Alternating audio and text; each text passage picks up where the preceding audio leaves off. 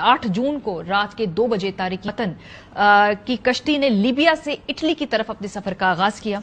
हुकाम के मुताबिक 65 से 100 फुट लंबी कश्ती में मुमकिन तौर पर 750 अफराद सवार थे। 14 जून को यह कश्ती यूनान के करीब समंदर में हादसे का शिकार हुई। इब्तदाई रिपोर्ट्स के मुताबिक कश्ती ओवरलोडेड थी और खराबी का शिकार हो गई थी। कोस्ट गार्ड्स का कहना है कि एहलकारों ने महफूज फासला कायम रखते हुए कुछ देर के लिए रस्सी फेंकी थी। रस्सी कश्ती को रोकने के लिए नहीं बल्कि अपना तवाजन कायम रखते हुए तारिकीन वतन की कश्ती तक महफूज तरीके से पहुंचने और मालूम करने के लिए थी कि किसी मदद की जरूरत तो नहीं है।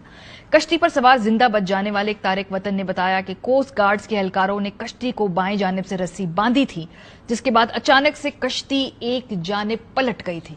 द गार्जियन न्यूज के मुताबिक कश्ती में सवार कम से कम 298 पाकिस्तानी जाँ बहक हुए हैं, जिनमें से 135 का ताल्लुक कश्मीर से था।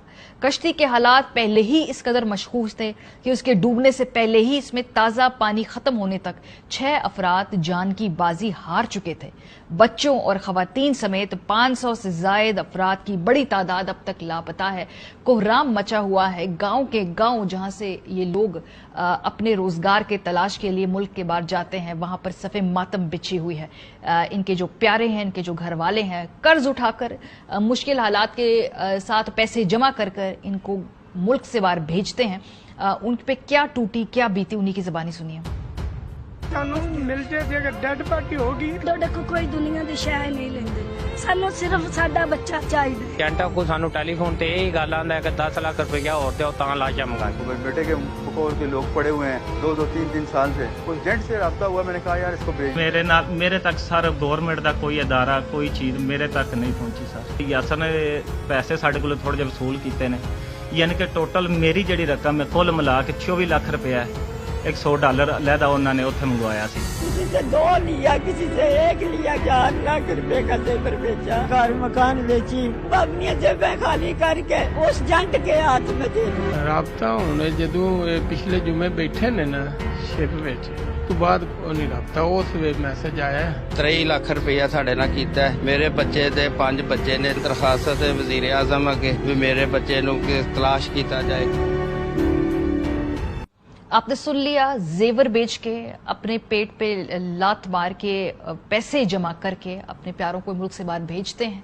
और ये जो एजेंट्स हैं ये इनको 2 नंबर तरीके से मुख्तलिफ और रस्तों से ले जाकर यूरोप के अंदर ड्रॉप कर देते हैं। ये तो हो गई पहली जर्नी जहां पैसे जमा करके उनको इस शिप तक पहुंचाना है। जिस शिप में या बोट में या कश्ती में ये बैठते हैं, वहां से ही इनकी खौफनाक दास्तान जो है वो शुरू हो जाती है। ये जो पर्टिकुलर कश्ती थी, इसके अंदर जो लोग मौजूद थे उन्होंने बताया, और एक गार्जियन ने अपनी स्टोरी को छापा, जिसमें उन्होंने कहा कि पाकिस्तानियों के साथ वहीं से एक डिस्क्रिमिनेटरी सलूक शुरू हो जाता है, क्योंकि उनको उस जहाज के निचले वाले हिस्से में बिठाया जाता है जहां हवा आती है, वहां नामुनासिब पानी मिलता है।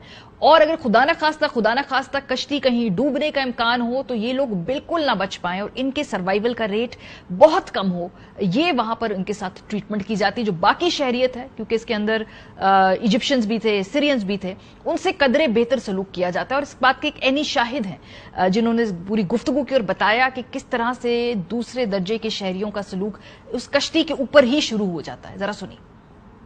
जिन्हों रब ने जिंदगी देनी होवे, बिल्कुल जितना को जुल्म मिस्रियां ते सूरियां कीता ना पाकिस्तानियां ते किसी ने कीता। दूसरे दिन पानी खत्म हो गया, इन्हां कोल 5वें दिन ही पानी है सी, इन्हां पानी तक जनरेटर दा पानी कट के रेडिएटर दा पानी कट के पींदे ने ते समुंदर दा पानी पींदे ने। ए जेड़ा सेक्शन है सारा मिस्री ते सूरी ने, ए सेक्शन जेड़ा सारा पाकिस्तान ये विच जांदा सी, सारा विच जांदा अंदर। ठीक है, इधर तो थल्ले बेसमेंट सी ਤਾਂ ਉਹਦੇ ਵਿੱਚ ਬੰਦੇ ਸਮਝੋ ਉਹਦੇ ਚ ਔਰਤਾਂ ਵਗੈਰਾ ਸਨ ਤੇ ਬੱਚੇ। ਇਹ ਜਿਹੜਾ ਪੋਰਸ਼ਨ ਹੈ ਨਾ ਜੀ, ਇਹ ਉੱਪਰ ਛੱਤ ਹੈ ਨਾ, ਇਹਦੇ ਥੱਲੇ ਅੱਗੋਂ ਨਾ ਕੈਬਨ ਸਨ, ਇੱਥੇ ਵਿੱਚ ਔਰਤਾਂ ਤੇ ਬੱਚੇ ਵੀ। ਉਹਨਾਂ ਨੂੰ ਡੱਕੇ ਅਸਾਂ ਨੇ ਬੰਦ ਕਰਕੇ ਤਾਲਿਆਂ ਨਾਲ ਜਾਂ ਕੁਝ ਡੱਕੇ ਨਹੀਂ ਸਨ, ਮਗਰ ਉਹ ਕੈਬਨਾਂ ਦੇ ਅੰਦਰ ਥਾਣਾ ਕੋਈ ਰਿਪੋਰਟ ਆਈ ਹੈ ਕੁਝ ਵੈਸੇ ਹੀ ਪਹਿਲਾਂ ਫੋਟ ਹੋ ਗਏ ਸੀ।